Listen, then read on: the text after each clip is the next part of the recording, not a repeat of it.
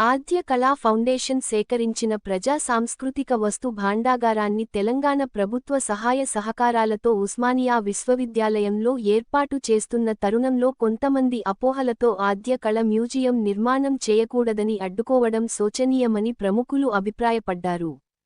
ఈ మేరకు సోమాజిగూడ ప్రెస్ క్లబ్లో జరిగిన విలేకరుల సమావేశంలో ఎమ్మెల్సీ కోదండరాం, ప్రముఖ సీనియర్ పాత్రికేయులు రామచంద్రమూర్తి, కె. శ్రీనివాస్, పరిశోధకులు సన్నిధానం నరసింహశర్మ, ప్రముఖ సంపాదకురాలు కొండవీటి సత్యవతి పాల్గొని తమ అభిప్రాయాలను తెలియజేశారు.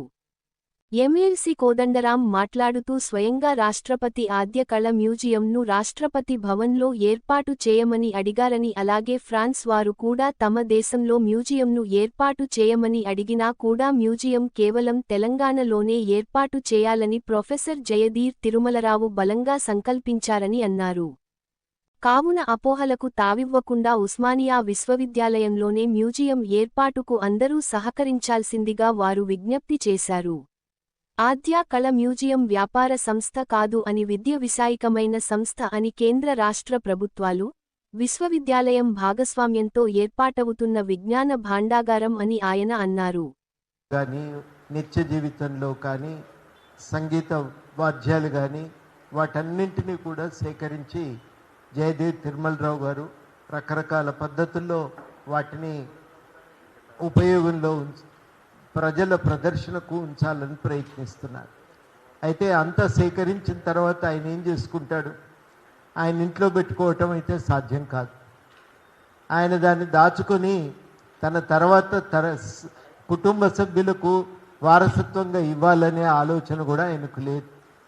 ఆయన అనేది ఏమిటంటే ఇది ప్రపంచానికి ఉపయోగపడాలి, మనకు తెలవాలి, ఆదివాసుల కళా సంపద వాళ్ళ జీవన విధానం తెలవాలి అంటే ఈ వస్తువులను అందరికీ అందుబాటులో ఉంచాలి, ఒక ప్రదర్శనశాలలోగా దీన్ని ఏర్పాటు చేయాలనేది ఆయన తాపత్రయం. అంటే ఇప్పటి నుంచి ప్రదర్శనశాలలో ఏర్పడితే అది సమాజానికి సంబంధించిన ఆస్తిగా మారుతుంది. దాని నిర్వహణ బాధ్యత యూనివర్సిటీకి తర్వాత ప్రభుత్వానికి చెందుతుంది. కాబట్టి ఇది మనకు ఈ ప్రదర్శన అనేది ఏ రకంగా విద్యార్థులకు ఉపయోగమో కూడా కె. శ్రీనివాస్ గారు విపులంగా చెప్పారు. ఆంథ్రోపాలజీ కానీ సోషాలజీ కానీ అదేవిధంగా ఆదివాసుల జీవన విధానం మీద అధ్యయనం చేసే వాళ్లకు, భాషా సంస్కృతుల మీద అధ్యయనం చేసేటువంటి భాషా శాస్త్రవేత్తలకు అందరికీ కూడా అది ఉపయోగకరమైనటువంటిదే. అది యూనివర్సిటీలో ఉండటం సముచితం. అతి కష్టం మీద దానికి ఒక నివాసం దొరుకుతున్నది.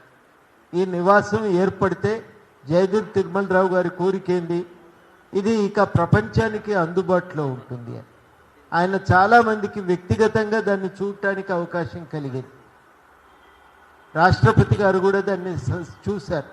ద్రౌపది ముర్ము గారు చూసి చాలా ముచ్చటపోయిండ్రు. రాష్ట్రపతి నిలయంలోనే పెట్టుకుంటాం, ఇచ్చేయమని అన్నారు వాళ్ళు. కానీ ఇది ఢిల్లీలో కాదు, ఫ్రాన్స్ వాళ్ళు చూసి మా దేశంలో పెట్టుకుంటున్నారు.